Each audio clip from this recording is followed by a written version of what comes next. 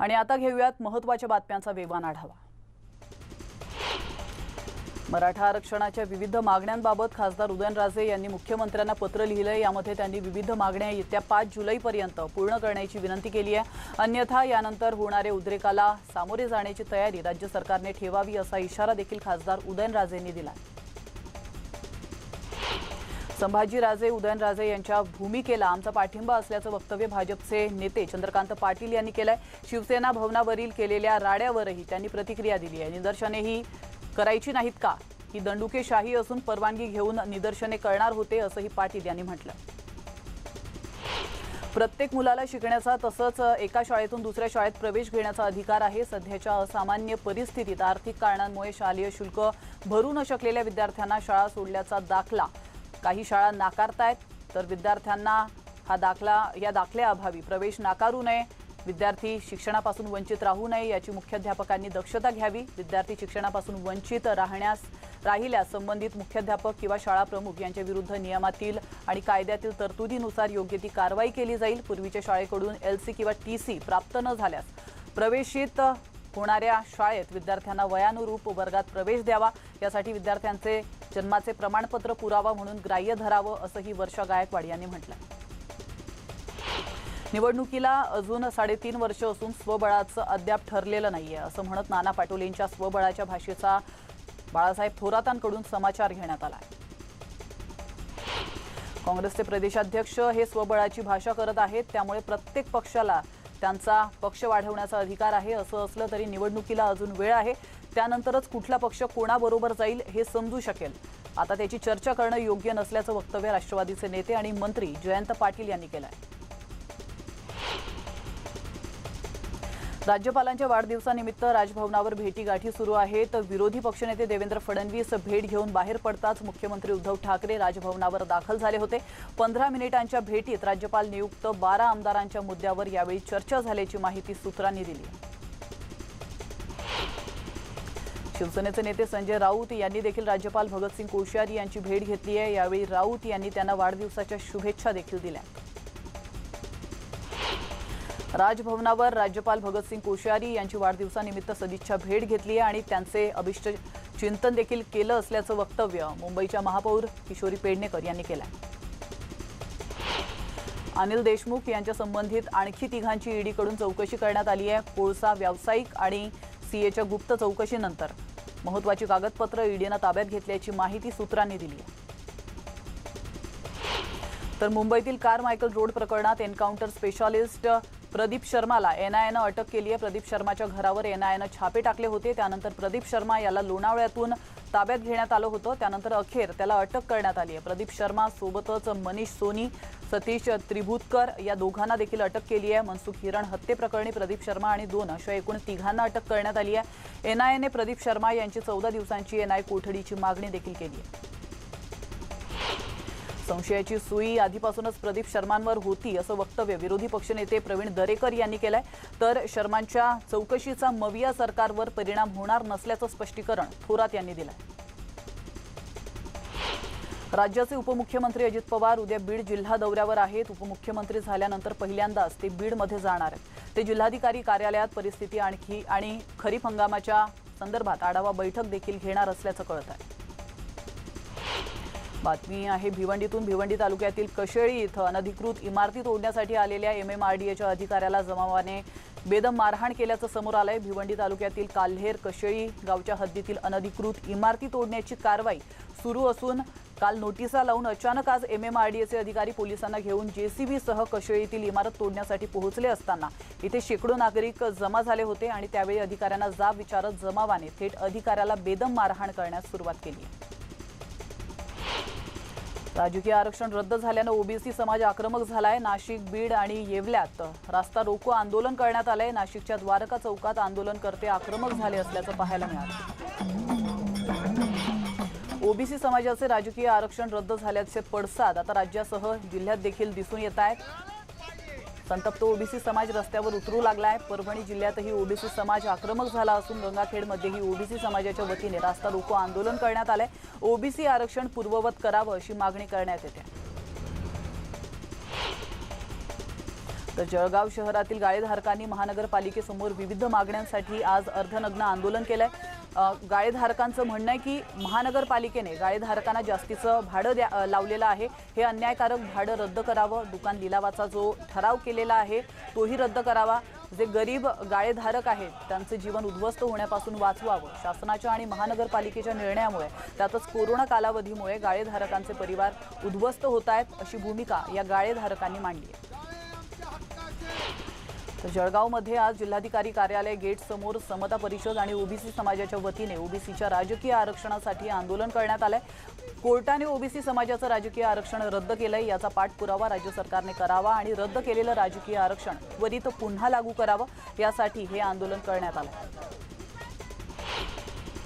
स्थानिक स्वराज्य संस्थेत असलेले ओबीसी आरक्षण रद्द करण्यात आल्यामुळे ओबीसी समाज संतप्त झालाय। रद्द करण्यात आलेलं आरक्षण पुन्हा मिळवून देण्यात यावं, ओबीसी समाजाची जनगणना करण्यात यावी, यासह इतर मागण्यांसाठी राज्याचे अन्न आणि नागरी पुरवठा मंत्री छगन भुजबळ यांनी आक्रमक भूमिका घेऊन समता परिषदेला आंदोलन करण्याचा एका प्रकारे आदेशच दिला होता।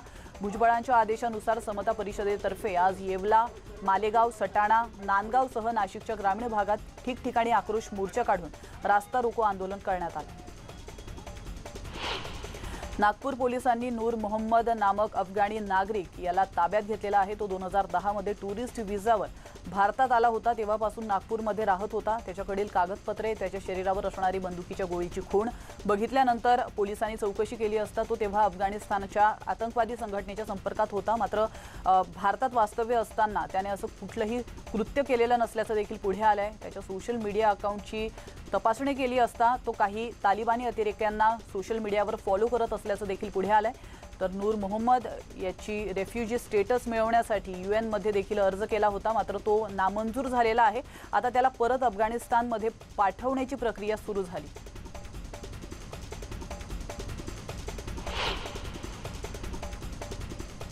तर इथे घेतो एक छोटासा ब्रेक, लगेचच परत येतोय। तुम्ही पाहत राहा स्पीड न्यूज।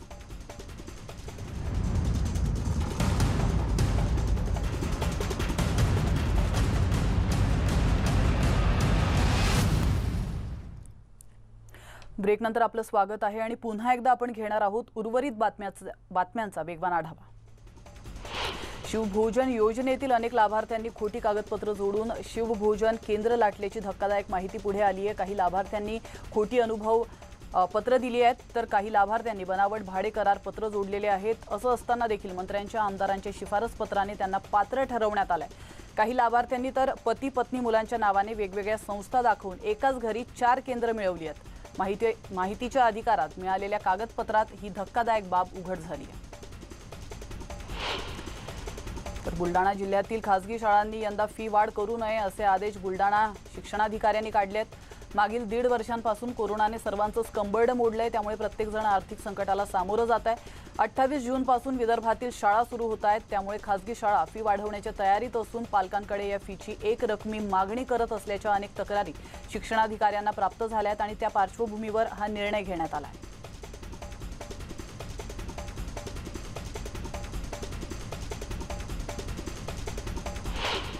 अहमदनगर जिल्ह्यातील नगर मनमाड महामार्गाची झालेली दैना विशेष निधीतून दूर करण्यात आली होती।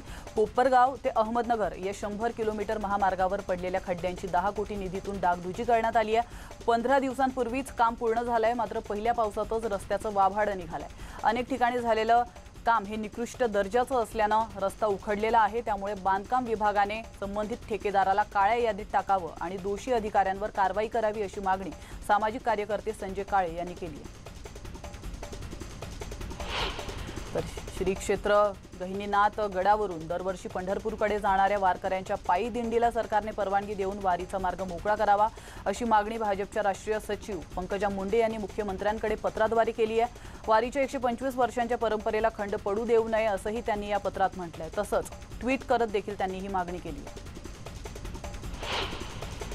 गोवा एक्सप्रेसमध्ये पिण्याच्या पाण्यावरून 2 युवकांमध्ये झालेल्या किरकोळ वादातून एका युवकाला धावत्या रेल्वेतून फेकून देण्यात आलंय। या युवकाचा जागीच मृत्यू झाला। ही धक्कादायक घटना दौंड रेल्वेच्या हद्दीत घडली आहे। या प्रकरणी एकाला अटक करण्यात आली आहे। 33 वर्षीय गजानन राठोड असं मृत युवकाचं नाव आहे।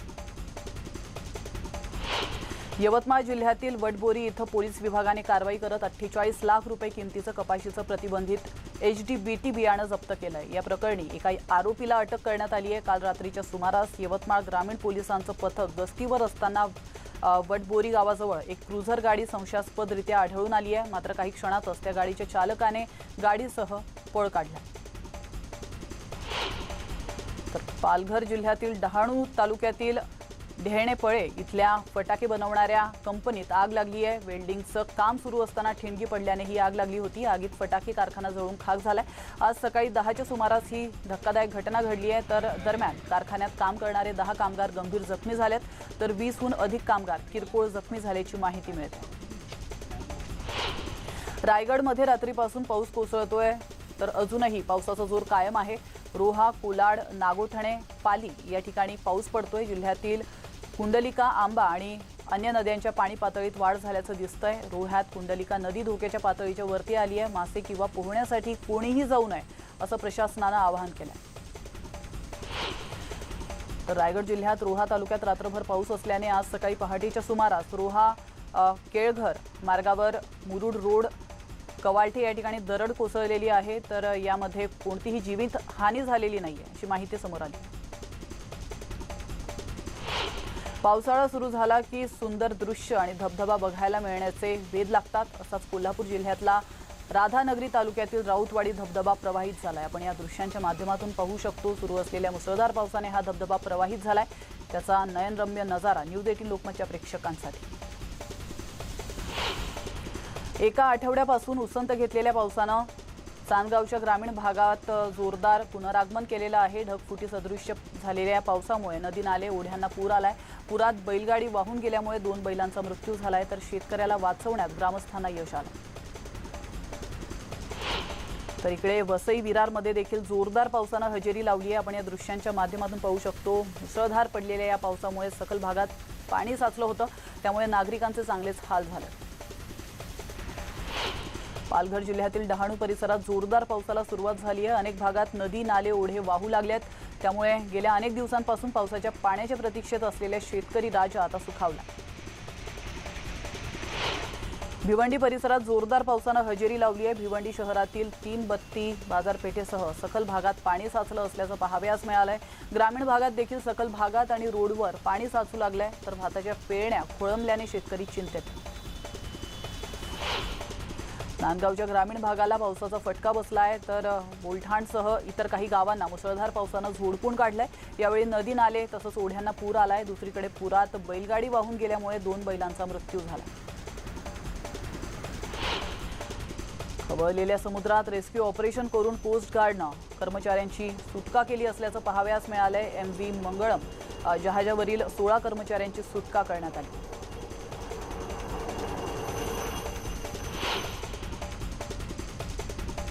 आणि यासोबतच स्पीड न्यूजमध्ये वेळ झाले इथंच थांबण्याची। महत्त्वाच्या बातम्यांचे सर्व अपडेट्स आपल्या मोबाईलवर मिळवण्यासाठी न्यूज 18 लोकमतच्या यूट्यूब चॅनलला सबस्क्राईब करायला विसरू नका।